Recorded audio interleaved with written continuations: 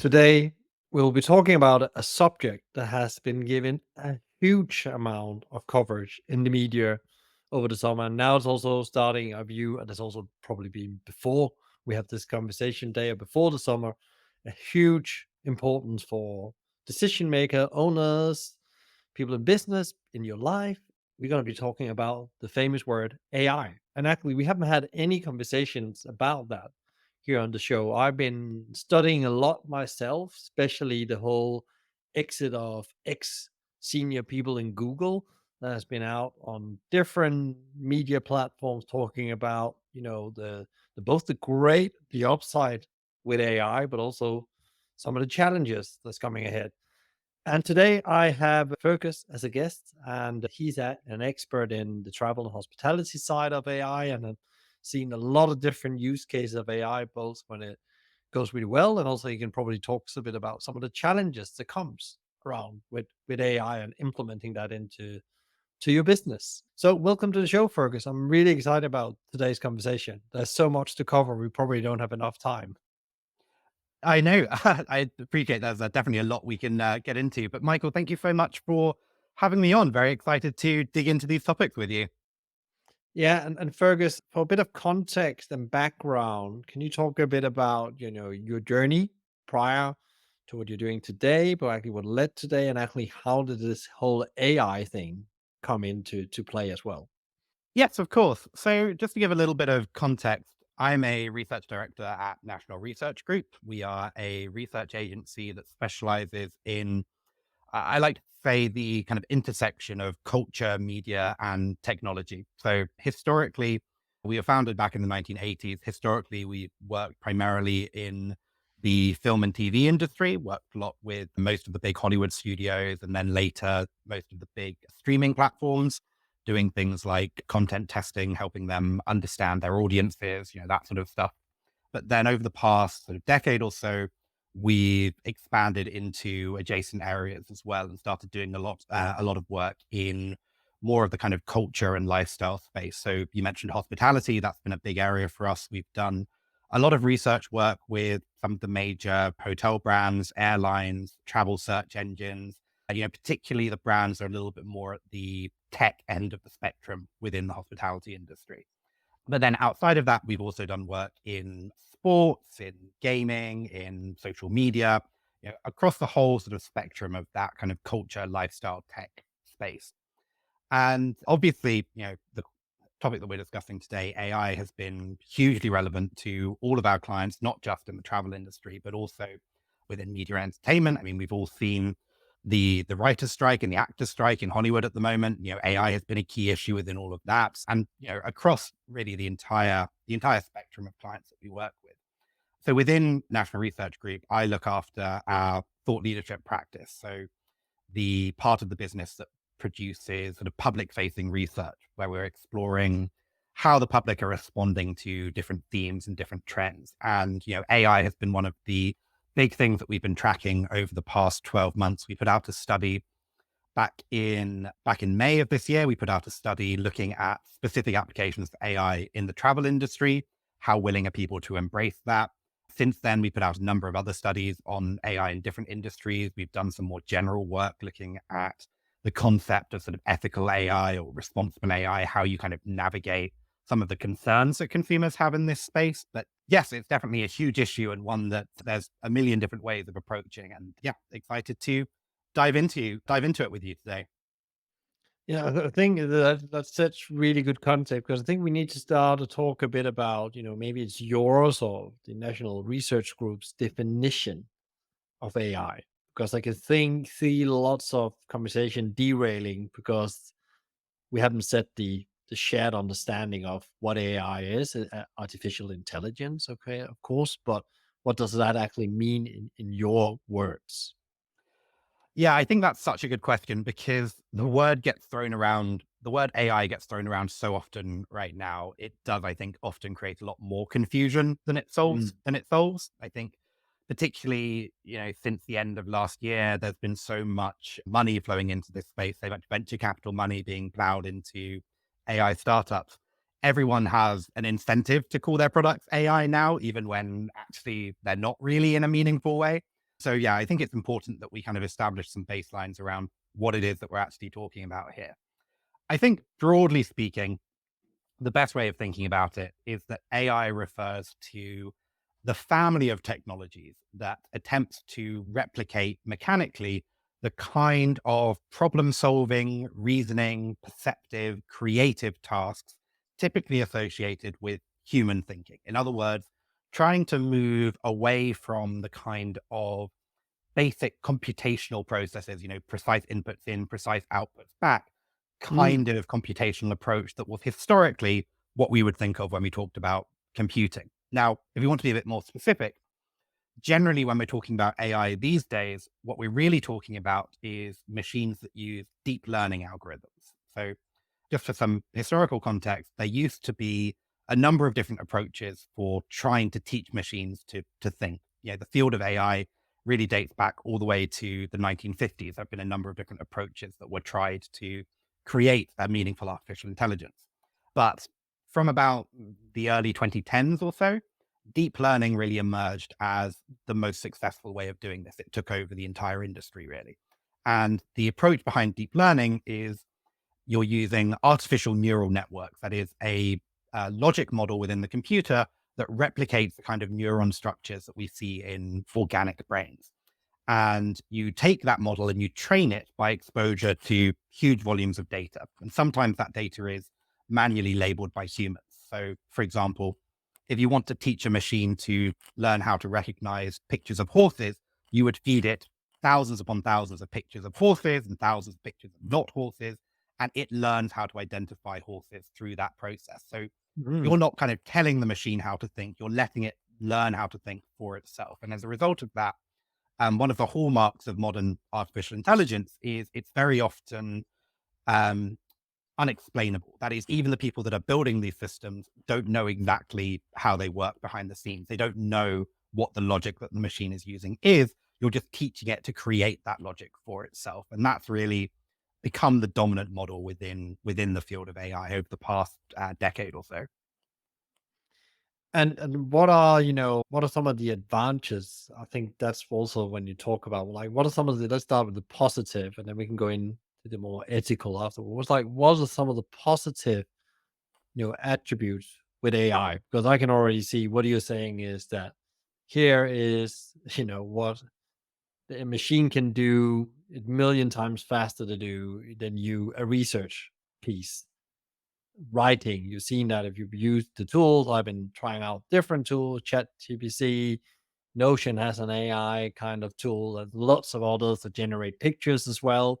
And I've tried lots of these tools, and it's impressive what they can come out with. I think I saw the other day as well an e-commerce sites with the, branded items, t-shirts, jumpers, bags, like generated your store within quicker than ever and closer to if you put in your brand, in principle, your brand name, and took your brand from your website and created a shop that almost looked identically to your website.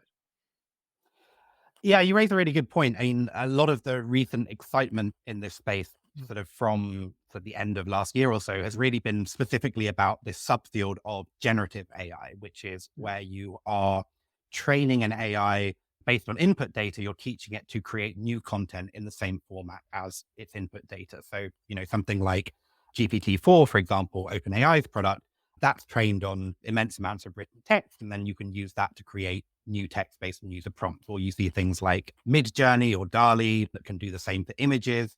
This sort of specific field of generative AI, actually using AI to create content, has really exploded over the past sort of 11, 12 months or so. And I think, as you say, there are certain things that it is really good at. I think it is really good at identifying patterns in large volumes of data in a way that humans can't really do. I think it can, when we're looking at some of the more like behind the scenes applications of AI, I think when you have those kind of cases where you're just trying to sort of speed up the process of finding trends, of predicting, of making forecasts, some of this AI, some of these new models are incredibly good at that. I think one thing that we have to remember though, when we're talking about that, when we're talking about that field of generative AI specifically, is that it isn't magic.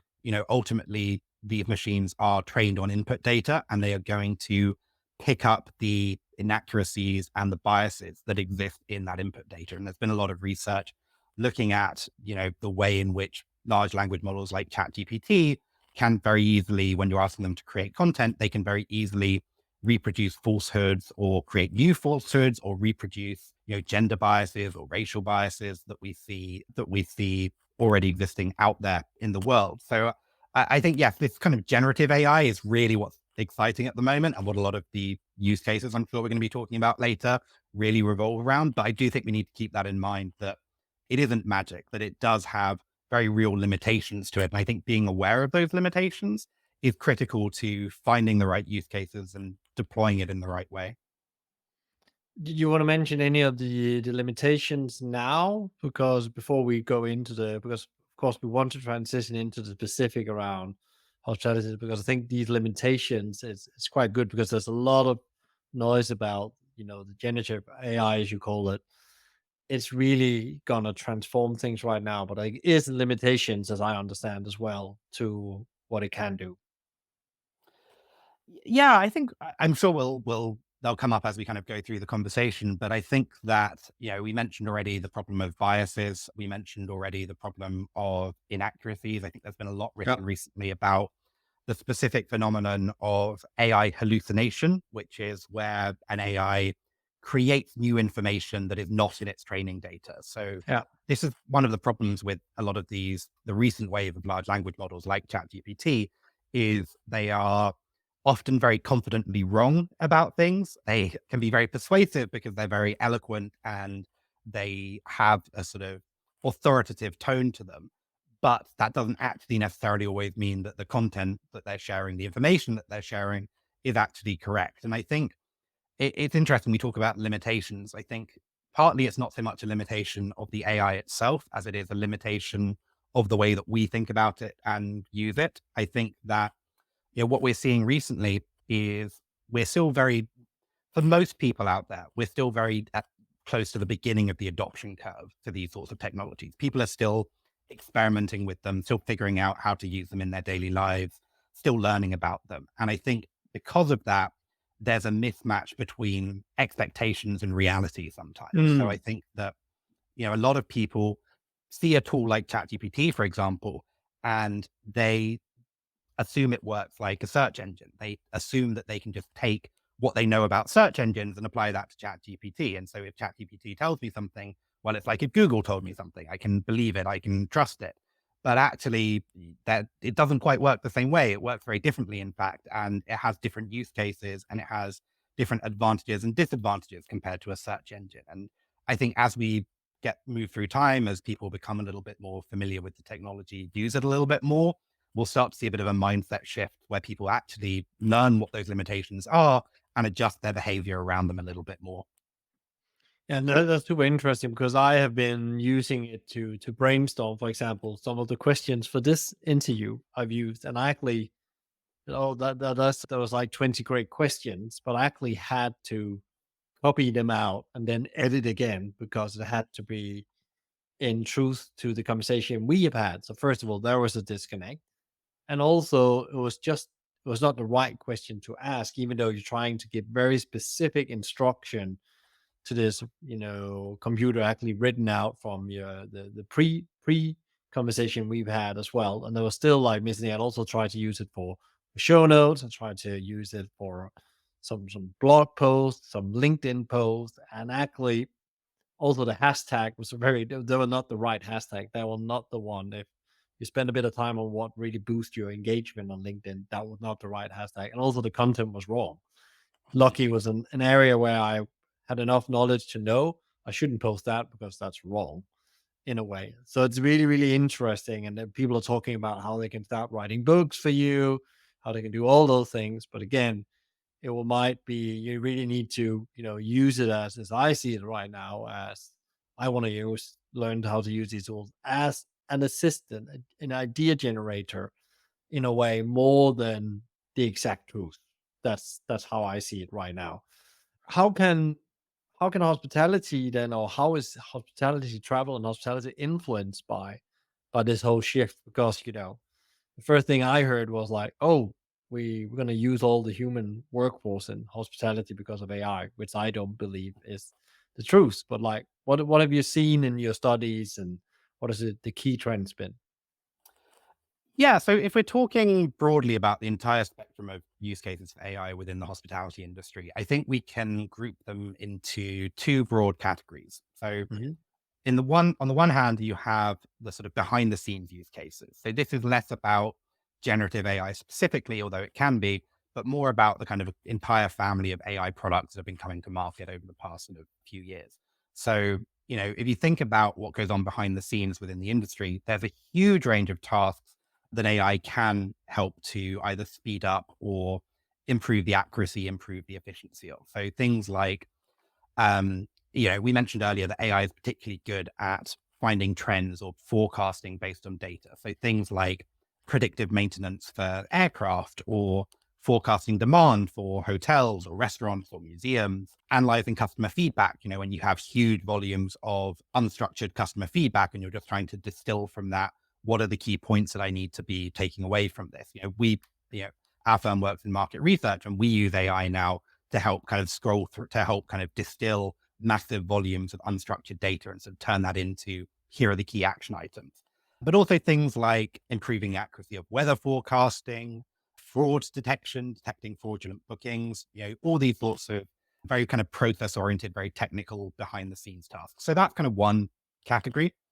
And then the other category, and to my mind, this is the more interesting or at least the more transformative one, Mm. are the cases where you are having a customer directly interact with some sort of AI. So, for example, using a conversational AI like GPT-4 to act as a sort of virtual travel guide. And you can imagine a whole range of different scenarios, from the very specific and targeted, I'm in my hotel, I have a specific issue that I need to address, through to the more general, offering advice on destinations, helping to plan trips, looking up information, creating travel itineraries. Basically all of the sort of hyper personalization tasks that previously were only really available through a human travel advisor. So it's taking that kind of level of personal service and personalization that was previously only available to relatively affluent travelers who could afford those kind of resources and making that more accessible, Mm. making that more democratized almost. And I think that's definitely the more sort of interesting and transformative kind of approach. There's different ways of doing that in practice. You can go about it two ways. You can either add travel specific functionality to existing AI platforms. So for example, ChatGPT, for example, has a number of plugins that you can apply to it to help with very specific tasks. And some of the very first ones that rolled out were from Kayak and Expedia. Those rolled out in March. So enabling you to kind of use these general purpose AI tools for travel tasks specifically.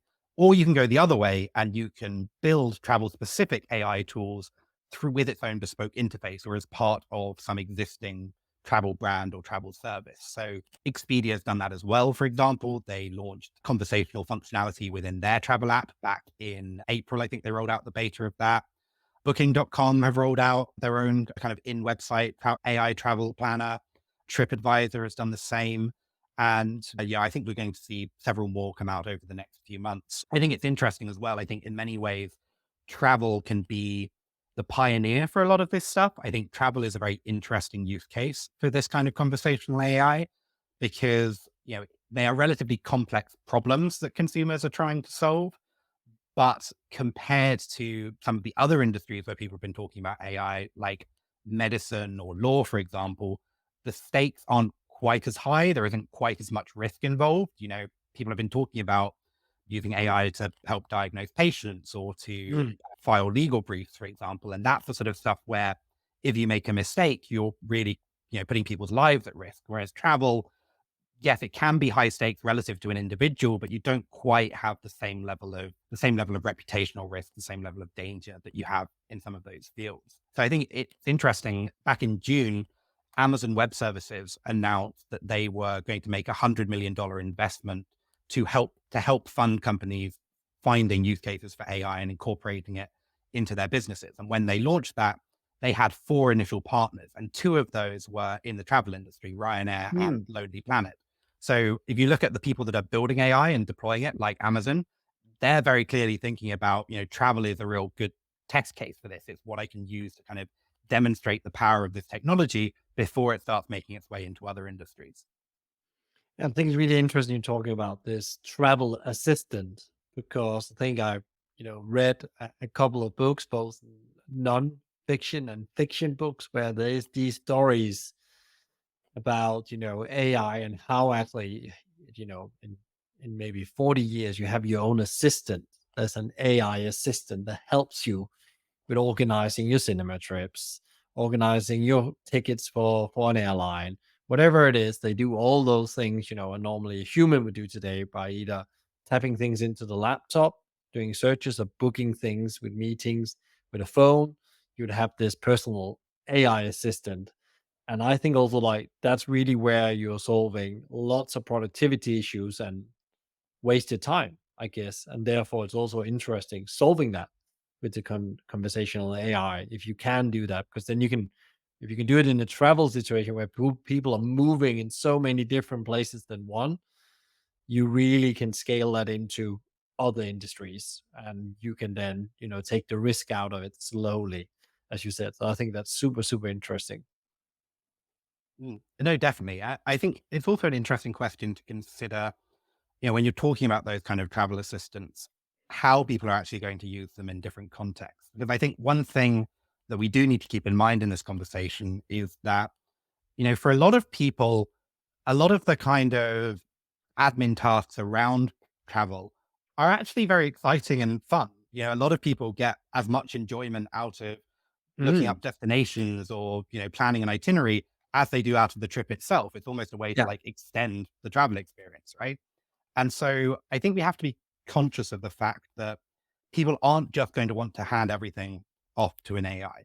I think we can kind of split it into two kind of distinct camps of use cases. So on the one hand, you have the kind of things that are seen by most people as a relatively boring chore, like a necessary evil for the travel experience. So I'm thinking things here like handling, processing visas or checking into your hotels, your flights, or budgeting for many people can fall into that camp, those sorts of activities. And that's the sort of stuff where people might be willing to just completely hand it over to an AI. They want a kind of hands off experience. They don't want to have to think about it. They want the AI to take care of all of the busy work for them.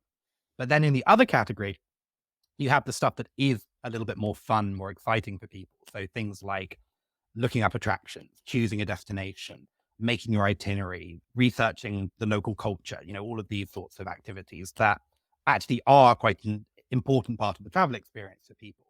And I think, it's not that people aren't going to want to use AI in those kind of contexts. I mean, we've done some research on this. We've seen that people are willing to use AI in those kind of contexts, but they want to use it in a slightly different way. They don't want to just hand over all of the thinking to the AI. They want to use it, well, coming back to what you said earlier, they want to use it as a brainstorming partner. They want to use Mm. it as an assistant who can give them ideas and can, bounce ideas back and forth with them and respond to their suggestions and respond to their questions and feedback and all that sort of stuff. But they don't want to feel like the AI is making the decisions for them or doing the work for them in a way that they might with some of those more admin tasks. So yeah, I definitely think this whole space of AI travel assistance is really interesting and potentially a huge market, but we do just need to be cognizant of the fact that those assistants, people want to use them in different, very different ways in very different contexts. And that's super interesting, Fergus, because I myself was off for a little trip with the family in the weekend, and suddenly we had to change the plans, and we started Googling. We specifically needed something that could fulfill the needs of the kids, and that's where the Googling process became complex. We were standing there, we wanted to take a reasonable, quick decision. It was around food, it was about activity for the kids, and where to go to that location or that location. And you can Google and go on website, but it takes longer time. And then you have the kids standing there getting impatient with you. And I think that's really where, I could see having that little travel assistant just say, oh, well, 9 out of 10 would go to this place. They have a really high rating on the kids' food. and there's some activities nearby you can do with them afterwards. These are the three top activities for kids. Boom. And then you will easier, get to that point where, exactly help you on the spot, on the journey, just because your schedule changed a little bit, you know, or finding the right hotel or something like that. Especially really on these on demand, I can see for myself, I was thinking, wouldn't it be great there was an AI that could help me here? Because then we will solve the problem maybe in 10 seconds instead of 20 minutes. Absolutely. You raise a really good point. And I think it's not just speed, but also customization that an AI can offer. I think, if you took 100 random people and asked them to plan a holiday to, I don't know, Barcelona, say, using Yeah. Google, a lot of them are going to start by putting in the same search request, right? They're going to say, fun things to do in Barcelona, best hotels in Barcelona, best food in Barcelona, all these sorts of queries. And then they might start specifying it a little bit more with more repeated Google searches. But a lot of them are kind of going down the same pathways. Whereas if you took those same 100 people and asked them to plan that trip using an AI like ChatGPT or one of these various travel specific products, you're going to very quickly get a lot more divergence and customization. You're able to say to an AI in a way that you can't to a search engine, you know, what's something that I can do with my kids, but also, one of my kids is this old and she has an allergy and my other kid doesn't like walking too much, or, I have back issues, or, you can be very, very specific. You can give it all of the information. You can go back and forth with it and refine it in a much more nuanced and much more personal way. And then as a result of that, you can end up with a travel experience that ideally feels a lot more customized to you and your needs. And, that could ultimately in the long run be quite a good thing for some of the, smaller, more niche attractions, hotels, destinations, etc., because you have people finding that sort of stuff in a way that they wouldn't if they were just all going through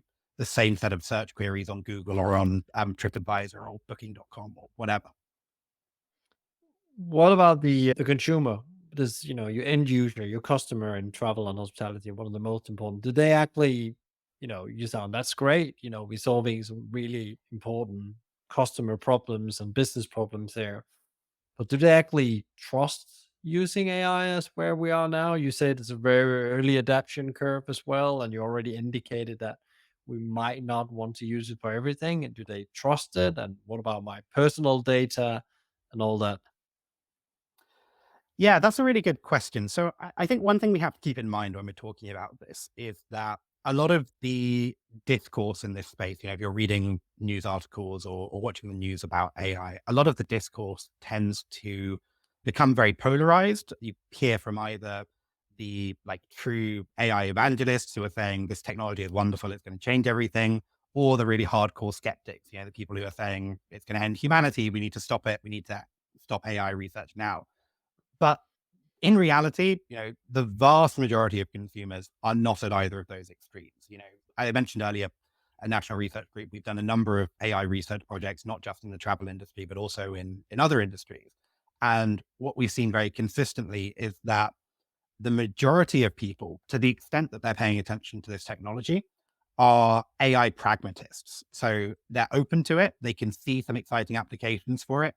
They might have played around with it a little bit and they can see that it's a really powerful technology. They're willing to try it, but they still need to be convinced it's really as transformative as people say they are. And they need to be convinced that there are the right safeguards in place to protect them if they're going to be using this technology. So when we measured this back in April, I believe, we found that about 6% of people had already used an AI tool in some form or fashion to help plan a travel experience. That increases slightly when you look at the real high frequency travelers and business travelers, but generally it's about 6%, about 1 in 20 people. But 61% of people were open to the idea of using an AI to plan a trip in Mm. the future under the right circumstances. So there is a willingness to engage with it there. Now, you mentioned trust specifically, and I think that is definitely going to be one of the big barriers to that kind of mass adoption, to getting that 61% from interested to actually using it. And I think specifically there are a couple of different dimensions of trust. So there's the sort of personal data trust that you mentioned. Can I trust that you're using my data responsibly? Can I trust that, by using this tool, I'm not exposing myself to scammers. I'm not putting too much of my information out there, all that sort of stuff. And then there's also the issue of accuracy trust. This comes back to the point we talked about earlier about AI hallucinations and accuracy in general. Can I trust that you're going to give me useful and relevant information? And, those two issues collectively, I think, are one of the things that really needs to be addressed to get to mass adoption. I think also, though, when we talk about that data trust issue, we should specify what we actually mean by personal data, because people have very different thresholds related to what they're willing to share, depending on what that data actually is. So most people we've seen in our research are willing to share things like their preferences, their sort of basic travel needs, their budget. They're willing to share that kind of information with an AI, but it's a very different story when you start getting into more sensitive things like passport information, visa information, information about medical conditions can be a key one. And especially anything to do with people's children, that kind of information, people are Mm. very sensitive about sharing. So I think that is an issue that can be addressed, those kind of trust issues. And to some extent, it will address itself organically as people use the technology more, become more familiar with it. But I also think it's about leveraging your existing brand strength. So, there are a lot of travel brands out there that people already have a lot of trust in. So, people might not feel comfortable sharing their data with ChatGPT, but they might be more comfortable sharing it with Expedia or with Booking.com, these tools that they've used for a long time that Mm. feel very reputable in their minds. So that's kind of one aspect.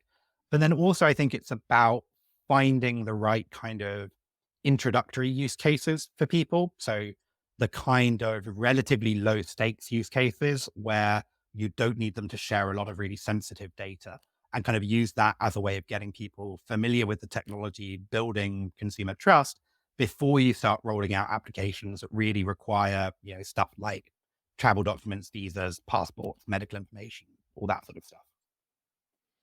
Could you mention, we touched a couple of use cases. Could you talk about some use cases maybe that actually is around the whole customer experience? Because in principle, that for me sounds like, low stakes for many people. If I can get my experience improved without having to hand over very, very sensitive information, as you just talked about, passports, children, health, and so on. Is there any already existing experiments going on within the travel industry, specific one you can talk about where companies are actually using it at a big scale to change the way they do customer service? Yeah, of course. I mean, if we're talking about customer service specifically and the very kind of targeted use cases around that, there's a lot of stuff that's been rolled out that's been trialed in various formats. So I think you start to see a number of hotel chains have experimented with some kind of virtual assistant. So Hilton, I think, has done some stuff around this, like virtual assistant in your room that you can talk to kind of handle basic queries. If you go even further and sort of look at the kind of intersection of the AI, but also the physical component, you see things like the robots that they have in Heathrow, for example. If you've flown out of Heathrow recently, you can see they've had them for a few years now, these robots that you can ask questions to, and they can direct you to your gate or specific parts of the airport or that sort of thing. Now, I think the challenge around a lot of these kind of customer service experiences of using AI is a lot of people have been burned before by previous generations of these kind of chatbot products. We've all had bad experiences where we've been like talking to our bank over the phone and trying to get through to a human operator, going through all of the like very basic chatbot functionality. I think that, you know, the technology has moved on so much just in the past 12 months that people should start to re-examine what they can do here. But you have a lot of inbuilt skepticism around some of this technology that I think is hard to get over.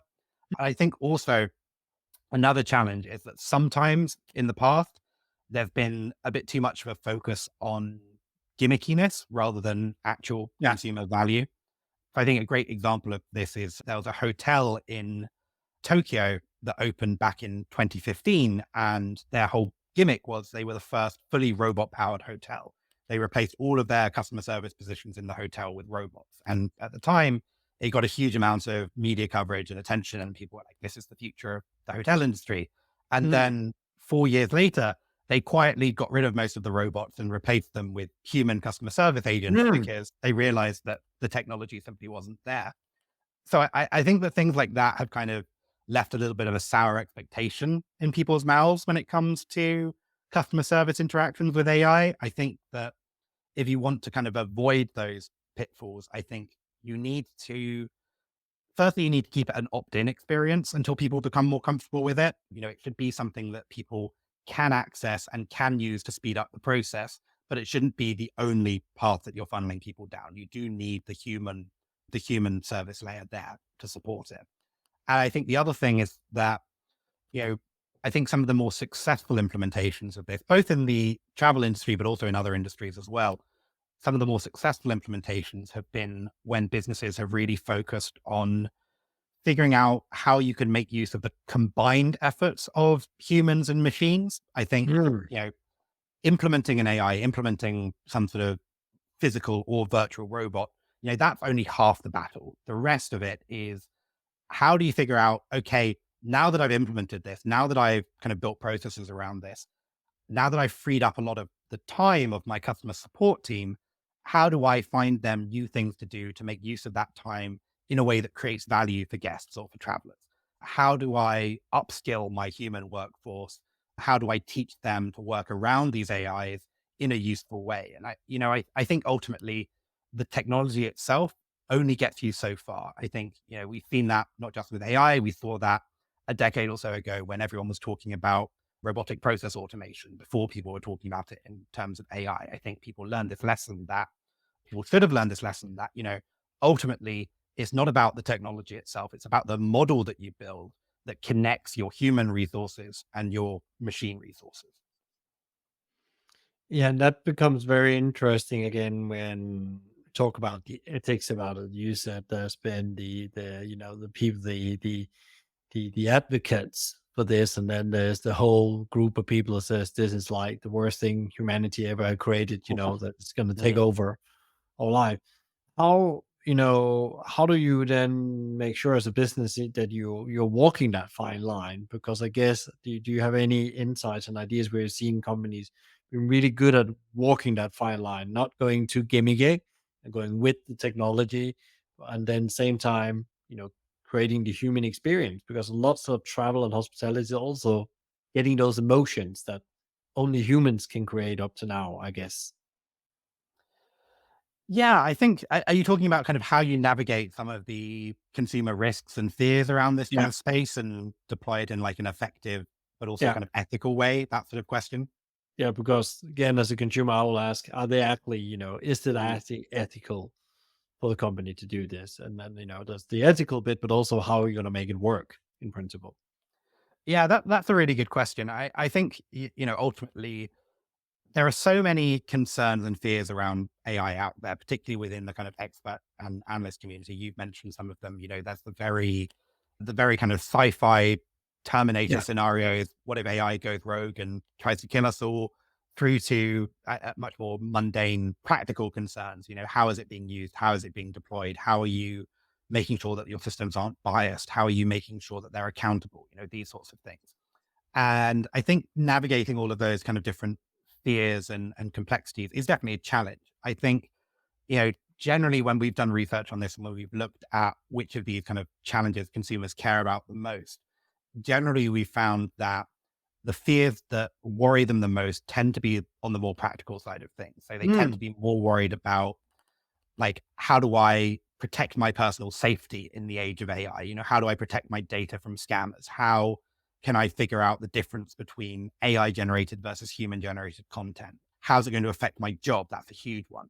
They're more worried about that stuff, less worried about the like more sci-fi kind of scenarios. So I think, keeping the focus on those very practical concerns is a big part of how you approach this as a business if you want to do it in an ethical, responsible way. And I think the practical way that you do that needs to be through accountability. This is one of the big, if you look at the expert literature on this is one of the big steers around AI is the notion of an accountability gap. So, Mm. if you have an AI, for example, that's being used by a bank and decides to deny someone for a loan, for example, Well, who's accountable for that decision? You don't have a human that you can appeal to and that you can reason with. Or to use a travel example, insurance companies are already using AI to decide claims. So if an AI turns down your claim for travel insurance, what do you do? Who's accountable for that decision? So I think keeping the focus on accountability, making sure that you're not using AI as a replacement for human decision making, you're using it as a tool to enable and empower the humans Mm, within your organization, has to be central to the way that you approach this as a business. And I think it's about also being accountable to a very wide range of stakeholders through those decisions. So, you have to think about accountability both to your customers, your employees, but also kind of the wider public at large. And, one of the ways that you can demonstrate that is through engagement with the kind of emerging regulatory landscape around this sort of space. So if you look at just how quickly the technology has moved in the past year or so, the legal landscape, the public policy landscape around AI has really struggled to keep up. It's really, we don't have a good legal framework in really any country at the moment around some of the challenges that are thrown up by yeah. AI. And because of that, these kind of self-organizing industry groups, sort of self-directed regulatory frameworks have had to step into that gap a little bit. And we've started to see a lot of non-profit organizations and like industry consortiums and these sorts of organizations kind of step in and sort of say, okay, here are the frameworks that you need to follow if you're going to use AI in an ethical, responsible way. And I think if you are a business and you want to reassure both your customers and crucially your workforce that you are approaching AI in the right way, I think having some level of engagement with that type of evolving landscape is going to be a crucial component of that. Yeah, because I think it's really interesting because I hadn't even thought about this conversation, but it just reminds me when you talk about accountability. And there's a book called Scary Smart with Mo Gavard, I think he's called, where he actually discusses this whole thing that actually we need to find out who is actually ultimately responsible for the outcomes and decisions AI is taking. And again, you always want that human to be able to contact that human if you disagree with something. And if you want to be heard by a human, I guess, not heard by a machine or rejected by a machine. Exactly, exactly. I think, well, we've seen very consistently in our research on this that the thing that people are really worried about AI is the context where it feels like it's pushing the human to the side. They are Mm. worried about a world in which businesses are completely relying on AI to make decisions. They're worried about a world in which movie studios use AI to write their scripts instead of human writers. Yeah. They're worried about these kind of scenarios. But if you can convince them that actually it is a tool being used by humans, I think it's a very different, that's very different. And I think, focusing on maintaining that kind of human accountability structure and positioning AI as a tool that changes the work that people do rather than as a replacement for that human labor enables you to view it in a very different context and to create a lot more consumer confidence in the products that you're deploying. If you mentioned it before and you're touching a bit on it again here, one of the things that I've heard on in the hospitality and travel industry where people are concerned about AI is going to take over my job. It's gonna, we're talking about non-human operated restaurants. You can always see there's pizza kiosks where you can go. There's like no human in there. They heat up a pizza that's been probably lying in there frozen. Principle, just an advanced vending machine, in my view, not nothing with AI to do. But is there any concerns you should have around that? Because it seems like what you're saying is that the customer still demand the human touch points. The really critical human touch point will never be taken over by AI. So that whole fear around job losses have been a massive is not really a reality. And also if you put it in the context of the labor and skill shortage there is within the travel and the hospitality industry right now. Yeah, look, I don't want to say never. I think it's impossible to predict the speed at which this technology is moving. And if you look at what the experts are saying on this, there's massively varying predictions. Some people are Yeah. saying we're approaching the limits of the current approaches to AI. We're going to kind of plateau the quality of the available AI products. Other Yeah. people are saying, no, we're just getting started. It's going to accelerate from here even more. So it's very difficult to predict what the technology itself is going to look like. Well, even in 1 month's time, let alone 5, 10 years down the line. But I do think, in general, the more immediate question for businesses is around how does AI not necessarily eliminate jobs, but how does it transform them? Mm, You know, how does it how does it free up people's time to focus on higher value adding tasks?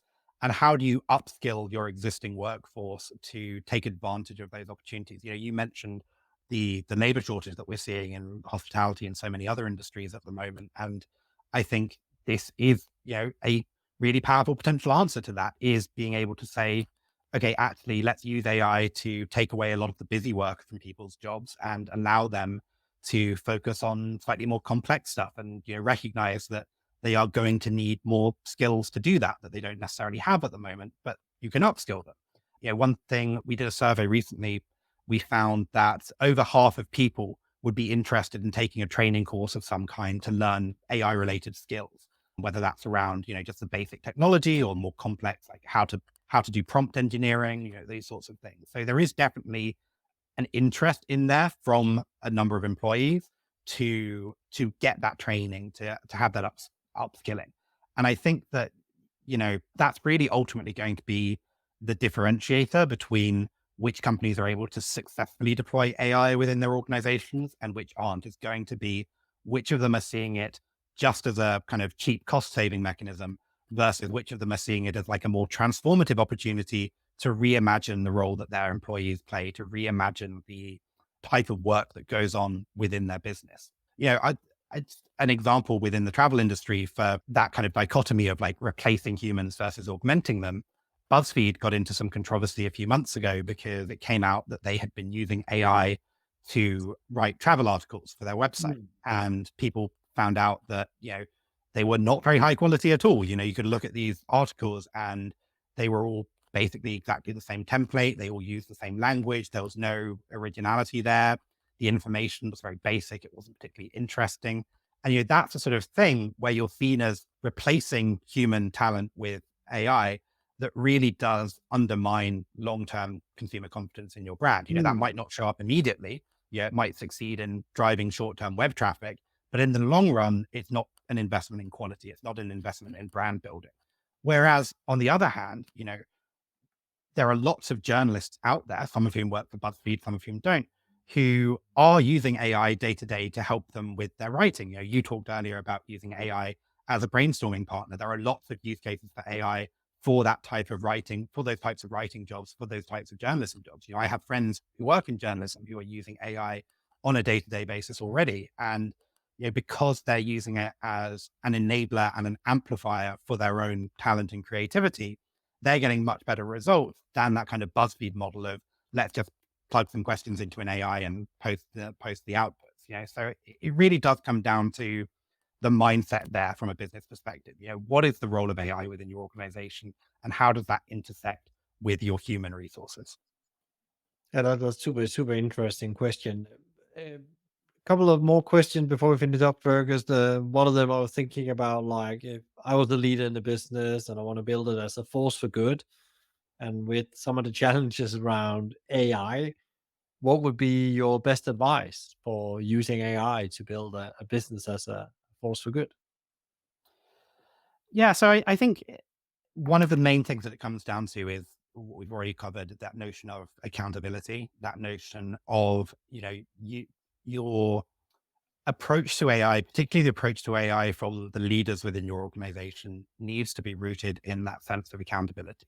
Who are you accountable to as an organization for the use of your AI? And how does the AIs within your organization slot into accountability structures rather than trying to replace them? And then I think once you have that kind of mindset in place, you can then start thinking through the stakeholder implications of that. So you need to kind of work through both the internal and external stakeholders perspective. So from an internal side, yes, obviously you have the people whose jobs are actually going to be impacted by AI on a day-to-day basis. You need to make sure that you're thinking about things from their perspective. You need to make sure that it's creating value for them, or at least creating opportunities for them to take advantage of. But you also need to think about, the management and leadership layer within your business, how they're adjusting their leadership style to accommodate these new technologies.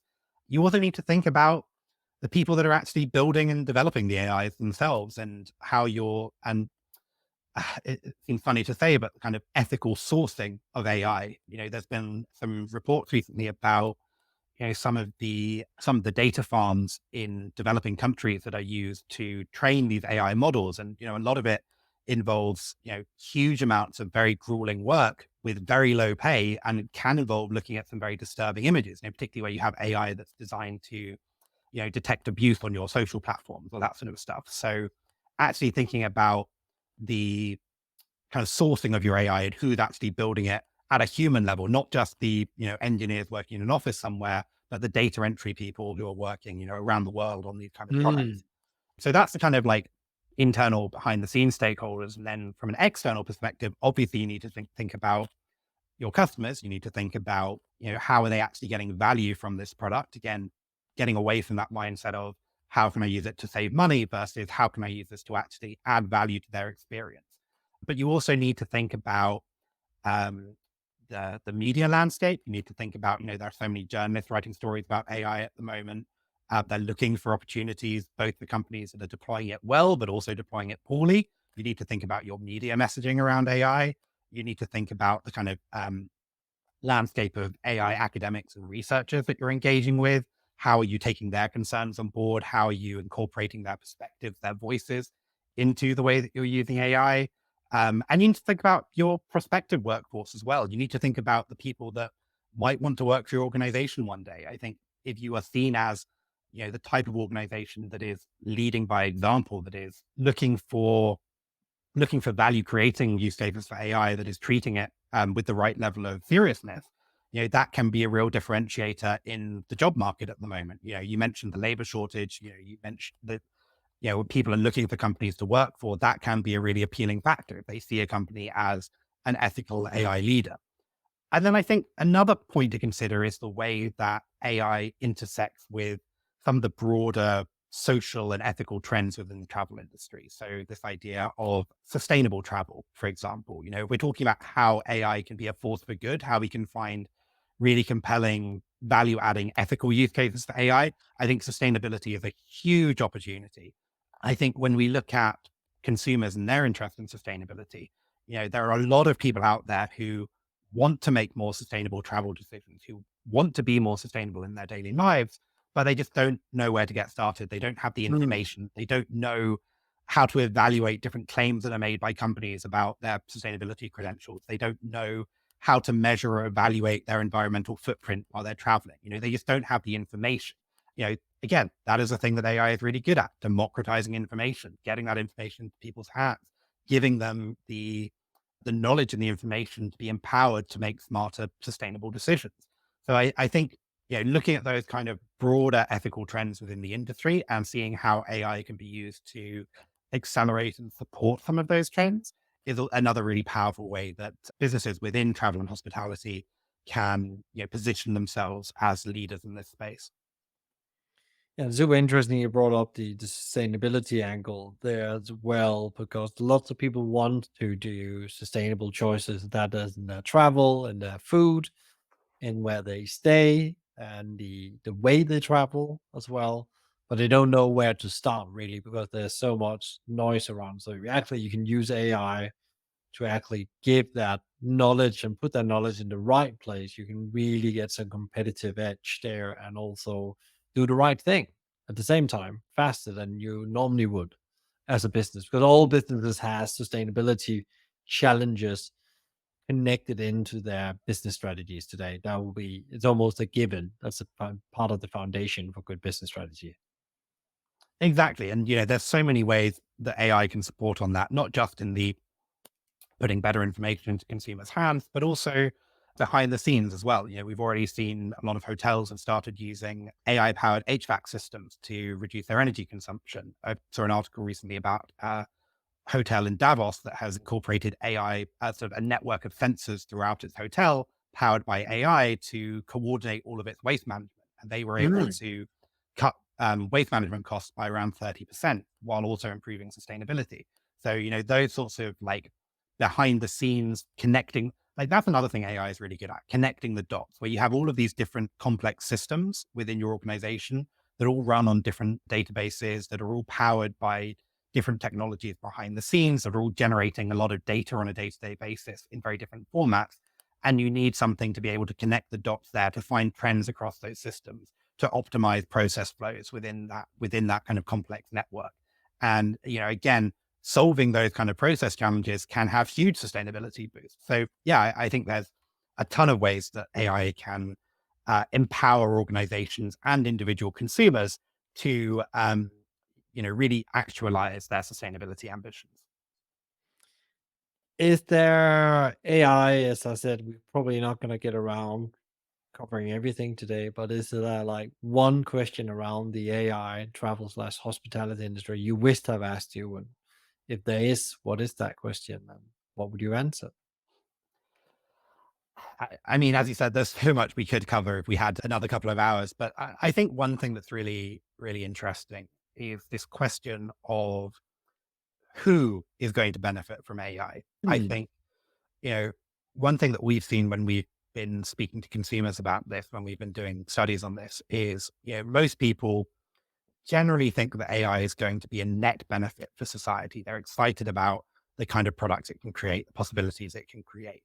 But when you start looking at a more granular level at who they think is going to benefit, how those benefits are going to be distributed, you start seeing some more concerns, and you start seeing a kind of emerging fear among a lot of people that the people that are really going to benefit the most from AI are going to be the people who are already in stable, well-off jobs. It's going to be the CEOs, the white collar workers, the upper middle class professionals. Whereas the people that are most at risk from AI or could be competing with AI in the future are more likely to be, you know, uh, artists and creatives, but also manufacturing workers, service workers, and children is another one people are very worried about the long term implications of AI for. I think that's a really fascinating subject, is like the impact that AI is going to have on the generation of kids who are growing up now, who are going to grow up in a world where it's very normalized to interact with these very complex AI systems. How do we as a society develop a whole new kind of social paradigm around that? One fascinating data point came out of a study I was doing recently. We found that 64% of parents said that they would teach their children to say please and thank you when interacting with an AI. I think that's really interesting. That idea of like, what are the new behaviors that we're going to try and teach our children to adjust for this world? I know we both have fairly young kids at home. I think it's something that's very relevant to us, very relevant to society as a whole. Is like, what is the long-term social implications of this generation who are growing up? How are they going to think differently? How are they going to behave differently when they're used to interacting with AI on an almost day-to-day basis? Hmm. Yeah, I think that's a super, super really relevant question. Who is this actually going to benefit? And that's also important question to think about as a business leader as you implement that. Thank you so much, Fergus, for coming along. But before we say goodbye, where can people find out more about the studies you're doing? How can they connect with you if they want to do that? Where should they go? Well, Michael, thank you. It's been a huge pleasure being able to chat with you. And again, thank you so much for having us on. I would say if people want to find out more about our company, National Research Group, or look at our research, our white papers, our blogs, our infographics, etc., you can find all of that at nationalresearchgroup.com, our website. We post all of our studies there on a pretty regular basis. You can also follow us on LinkedIn, where we, again, interact with a lot of the stories and the media that are out there. We share a lot of highlights from our research. Just search National Research Group on LinkedIn. If you want to follow me personally, again, LinkedIn is probably the best place. I normally accept connection requests I get over there. I'm always very happy to chat with people about our research, about trends in hospitality or other industries. I'm very happy to interact and chat over there. Great, Fergus. Sending you and the team power and energy on your continuous journey learning more about AI. Perfect. It's been a pleasure. Thank you so much, Michael.